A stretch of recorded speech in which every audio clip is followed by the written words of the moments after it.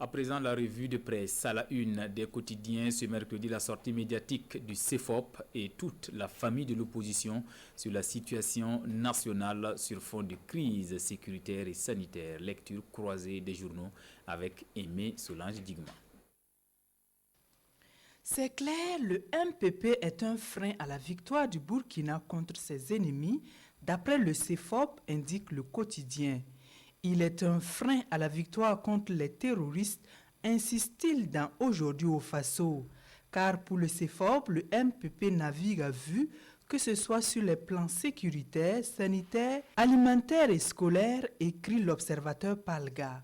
Par contre, il se félicite de l'arrestation de l'ex-ministre Jean-Claude Bouda, poursuivi pour blanchiment de capitaux et enrichissement illicite, peut-on lire dans Sidoya, qui indique d'ailleurs que pour l'opposition politique, cette interpellation sonne comme une victoire d'étape contre la corruption qui gangrène le Burkina.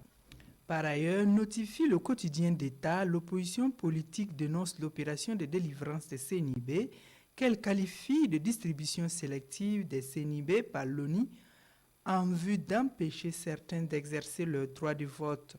Pendant ce temps, rapporte Aujourd'hui au Faso, l'opposition non affiliée n'est même pas d'accord avec des élections dans ce contexte sécuritaire. Elle ne souhaite pas la tenue des élections qui exclurait une partie du territoire et de la population, affiche le quotidien.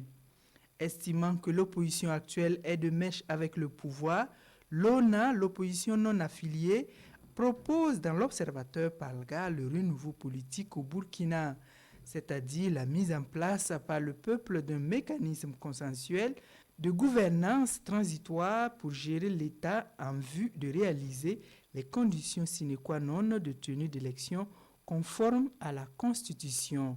Car, précise-t-elle dans le pays, nous ne sommes pas d'accord que cette génération d'hommes politiques continue de diriger notre pays.